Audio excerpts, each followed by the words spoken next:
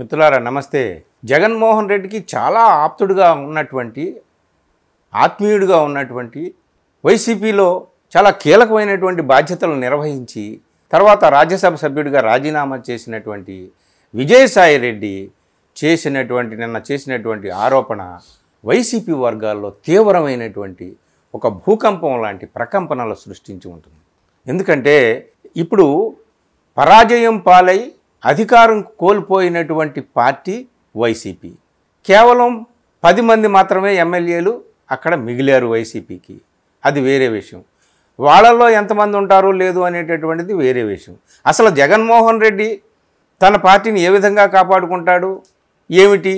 పరోక్షమైనటువంటి బంధం బీజేపీతో ఎప్పటి నుంచో ఉంది కాబట్టి ఆ బంధాన్ని బలపరుచుకుంటాడా, తన పార్టీని బలోపేతం చేసుకోవడానికి ఏం చేస్తాడనేటటువంటిది ఒకటి. కానీ నిన్న విజయసాయి రెడ్డి నిన్న చెప్పినటువంటి మాటతో జగన్ రెడ్డికి చాలా బహుశా ఇబ్బంది కలిగించి ఉంటుంది.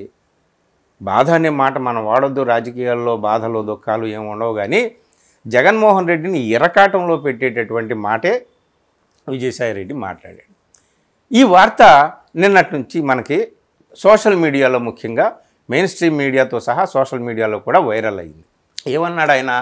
జగన్మోహన్ రెడ్డి చుట్టూ ఒక కోటరీ ఉంది, ఆ కోటరీని దాటి జగన్మోహన్ రెడ్డి దగ్గరికి వెళ్ళాలంటే ఎవ్వడి వల్ల కాదు. ఏంటి? జగన్మోహన్ రెడ్డికి ఎంతో ఆప్తుడు, ఆత్మీయుడు, ఆంతరంగికుడు అని అనుకున్నటువంటి, కీలకమైన పదవులు నిర్వహించినటువంటి, రాజ్యసభకే ఎంపికైనటువంటి విజయసాయి రెడ్డి మాట్లాడిన మాట ఇది. ఒకప్పుడు విజయసాయి రెడ్డి మాట్లాడితే జగన్ మాట్లాడినట్టు, విజయసాయి రెడ్డి చెప్తే జగన్ చెప్పినట్టు, విజయసాయి రెడ్డి వాదిస్తే జగన్ వాదించినట్టు. చూసారా చరిత్ర ఎలా మారిపోతుంటుంటుందో, బొమ్మ ఎలా తిరగబడిపోతూ ఉంటుందో, కాలం ఎలా మారిపోతూ ఉంటుందో. ఎంతో ఆప్తులు అనుకున్నటువంటి వాళ్ళు బద్ధ శత్రువులు అయిపోతున్నారు. సొంత కుటుంబంలోనే శత్రుత్వం ఎదుర్కోవాల్సినటువంటి, ఆల్రెడీ తన సిస్టర్ నుంచి, సొంత చెల్లెల నుంచే జగన్మోహన్ రెడ్డికి మరి ఎంత వ్యతిరేకత వచ్చిందో ఏమిటో, వాళ్ళిద్దరి మధ్య జరుగుతున్నటువంటి గొడవ ఏంటో మనం చూస్తూనే ఉన్నాం. విజయసాయి రెడ్డి చెప్పిన దాని ప్రకారం ఏమిటంటే, నా మనసు విరిగిపోయింది, ఆయన చుట్టూ కొంతమంది చేరారు, వాళ్ళ వల్ల ఏమవుతుంది అంటే అసలు జగన్మోహన్ రెడ్డికి బయట ఏం జరుగుతుందో తెలియకుండా, అంటే ఒక అధినాయకుడు అనేటటువంటి వాడు, ఒక రాష్ట్రానికి ముఖ్యమంత్రి, అజేయంగా గెలిచి అద్భుతమైనటువంటి మెజారిటీతో గెలిచి ప్రభుత్వాన్ని ఏర్పాటు చేసినటువంటి, నిన్నగాక మొన్న వాళ్ళు వైసీపీ ఆవిర్భావ సభ కూడా జరుపుకున్నారు కదా ఘనంగా. సో ఇన్ని సంవత్సరాల చరిత్ర ఉండి, ఆవిర్భావం జరిగి, చరిత్ర సృష్టించి అధికారంలోకి వచ్చి, సరే తర్వాత అధికారం కోల్పోయారు, ఇప్పుడు అది వేరే విషయం. కానీ అధినాయకుడు అన్నటువంటి వాడు, ముఖ్యమంత్రి అన్నటువంటి వాడు, తనకు ఆంతరంగికులు ఉండొచ్చు, గూఢచారులు ఉండొచ్చు, ఆత్మీయులు చాలామంది ఉండవచ్చు, ఎక్కడ ఏమేమి జరుగుతుంది ఏమిటి అనేటటువంటిది ఆచూకీ తెలుసుకొని తన చెవిలో ఊదేటటువంటి వాళ్ళు కూడా ఉండొచ్చు. ఇదంతా సరే, కానీ వాళ్ళే తన చుట్టూ ఒక కంచుకోటలాగా ఏర్పడి బయటకి తాను వెళ్ళడానికి కానీ బయట నుంచి వేరే వాళ్ళు తన దగ్గరికి రావడానికి లేకుండా ఒక పరిస్థితి ఏర్పడితే దాన్ని గమనించుకోకుండా జగన్మోహన్ రెడ్డి ఎలా ఉన్నాడబ్బా? నాయకుడు అన్నవాడు అలా ఉండకూడదు కదా. ఏం జరుగుతుంది పార్టీలో తెలుసుకోవాలి కదా. ఎవరు ఏం చేస్తున్నారు ఏమిటి, తన ఆత్మీయులు ఎవరు, లేదా తన చుట్టూ ఉండి తన ఆత్మీయులకే దూరం చేస్తున్నటువంటి వ్యక్తులు ఎవరు, ఆప్తుల్లా ఉంటూనే తనకు నిజమైన ఆప్తుల్ని దూరం చేస్తున్నటువంటి ఇట్లాంటి ముసుగు దొంగలు ఎవరు? ఇట్లాంటి వాళ్ళని పోల్చుకోవాలి కదా నాయకుడు అన్నటువంటి వాడు. అప్పుడే కదా నాయకుడు తన నాయకత్వాన్ని కాపాడుకుంటాడు, ప్రజల ముందు మంచి నాయకుడిగా పేరు తెచ్చుకుంటాడు. ఇదంతా జరుగుతుంది. లేకపోతే బయట అసలు ఏం జరుగుతుంది? కింద స్థాయి కార్యకర్తల నుంచి కూడా ఒక యాక్సెస్ అనేటటువంటిది అగ్రనాయకుడికి ఉండాలి. అంటే ఇంత పెద్ద స్థాయిలో విజయసాయి రెడ్డి లాంటి అంత పెద్ద స్థాయిలో ఉన్నటువంటి వ్యక్తి, జగన్మోహన్ రెడ్డి చుట్టూ ఒక కోటరీ ఉంది, ఆ కోటరీ మూలంగానే నేను ఆయనకు దూరం అయిపోయాను, ఆయనకి దగ్గర కాలేకపోయాను, ఆయనకి నేను చెప్పాల్సినటువంటి మాటలు చెప్పలేకపోయాను, నన్ను క్రమక్రమంగా దూరం పెట్టేశారు, వాళ్ళ మాటలు నమ్మి జగన్ నన్ను దూరం చేసుకున్నాడు, నా మనసు విరిగిపోయింది. నేను రాజీనామా చేస్తున్నప్పుడు, పార్టీ నుంచి కూడా వైదొలుగుతున్నప్పుడు జగన్మోహన్ రెడ్డి లండన్లో ఉంటే అప్పుడు ఫోన్లో ఆయనతో మాట్లాడినప్పుడు ఆయనైతే పార్టీలో ఉండమని కోరుకున్నాడు, కానీ ఇదిగో పార్టీలో ఈ విధమైనటువంటి అవకతవకలు అపసవ్యపు విధానాలు జరుగుతున్నాయి. కొందరు స్వార్థపరులు అయ్యా నీ చుట్టూ చేరారు. వాళ్ళ స్వార్థం కోసం, వాళ్ళ స్వప్రయోజనాల కోసం, వాళ్ళ పనులు నెరవేర్చుకోవడం కోసం వాళ్ళకి ఎవరైతే అడ్డు వస్తారో, అడ్డు అనుకుంటారో వాళ్ళని తొలగించడం కోసం మీకు లేనిపోనివి కల్పించి చెప్తున్నారు.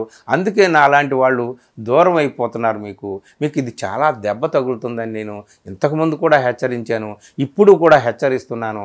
ఆయన ఇప్పటికైనా కళ్ళు తెరిచి వాస్తవం ఏమిటో తెలుసుకొని నిజాలు సత్యాలు గ్రహించి మెసులుకుంటే మంచిది, లేకపోతే భవిష్యత్తు ఉండదు అని చెప్పి విజయసాయిరెడ్డి జగన్మోహన్ రెడ్డికి హెచ్చరిస్తున్నట్టుగా ఆయన నిన్న విలేకరులతో మాట్లాడుతూ చెప్పాడు.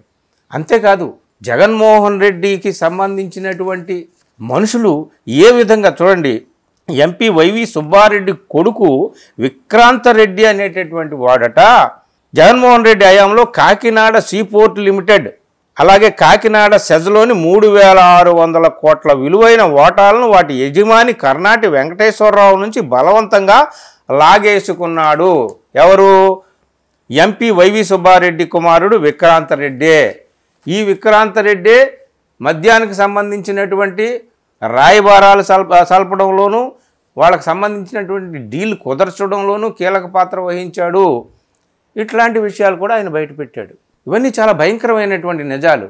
దీని మీద ఎలాగో ఆరాలు తీస్తారు, దర్యాప్తులు చేస్తారు, అది వేరే విషయం. కానీ దీని మీద జగన్మోహన్ రెడ్డి గారు ఎలా స్పందిస్తారు ఏమిటి అనేటటువంటిది, అసలు స్పందిస్తారా లేదా తన ఆంతరంగికులతోనే సమావేశమయ్యి అసలు ఏం జరుగుతుంది ఏమిటి, విజయసాయిరెడ్డి ఈ విధమైనటువంటి ఆరోపణలు చేశాడు కాబట్టి ఇందులో నిజమెంత అబద్ధం ఎంత, బయటకు వెళ్ళిపోయాడు కాబట్టి మన మీద ఏదో రాళ్ళు వేయాలని వేస్తున్నాడా, లేదా మన శ్రేయస్సును కోరే ఆయన చెప్తున్నాడా ఏమిటి అనేటటువంటిది ఆత్మ పరిశీలన చేసుకుని జగన్మోహన్ రెడ్డి ఇట్లాంటి స్టెప్స్ తీసుకుంటాడనేటటువంటిది మనం చూడాలి. కానీ ఏది ఏమైనా ఒక ప్రభుత్వానికి నాయకత్వం వహించిన మనిషి, ఒక పార్టీకి అధినాయకుడు, ప్రజలందరికీ కూడా నేనే దైవం లాంటి వాడిని, ప్రజలందరికీ నేనే ఆప్తుడిని, వాళ్ళు కోరుకున్నదల్లా నేనే ఇస్తున్నానని చెప్పి నమ్మేటటువంటి వ్యక్తి కేవలం కొంతమంది వ్యక్తులు తన చుట్టూ కంచుకోటలాగా ఏర్పడి ఇటు తనకి అటు ప్రజలకి ఇటు తనకి తన ఆత్మీయులకి మధ్య వాళ్ళు వారధిలాగా నిలబడి మొత్తం అంతా కూడా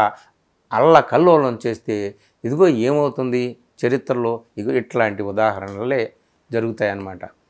ఆయన ఓడిపోవడానికి కారణాలు చాలా ఉండొచ్చు, కానీ ఆయన ఆత్మీయులు లాంటి వాళ్ళు దూరం అయిపోవడానికి కారణం ఏమిటి అనేటటువంటిది కూడా విజయసాయిరెడ్డి మాటల్లో మనకు అర్థమవుతుంది. ఇది అంటే రాజకీయాల్లో కలకాలం కొనసాగాలి, తమ హెజమనీని కొనసాగించాలి, ప్రజల్లో పట్టు అలాగే కొనసాగించుకోవాలి, అధికారం ఇప్పుడు కోల్పోయినా తిరిగి అధికారాన్ని సాధించుకోవాలి, తిరిగి ప్రజల మనస్సులు హృదయాలు గెలుచుకోవాలనుకునేటటువంటి ముఖ్యమైనటువంటి నేతలు ఎవరైనా సరే ఇదిగో ఇట్లాంటి లోపాలు ఏమైనా ఉంటే సరిదిద్దుకోవాలి, ఆత్మీయుల్ని దూరం చేసుకోకూడదు. మరి జగన్మోహన్ రెడ్డి ఈ విషయంలో ఎలా స్పందిస్తారు, ఏం చర్యలు తీసుకుంటారు ఏమిటి అనేటటువంటిది మనం వేచి చూడాల్సిందే. థ్యాంక్ యూ మిత్రులారా.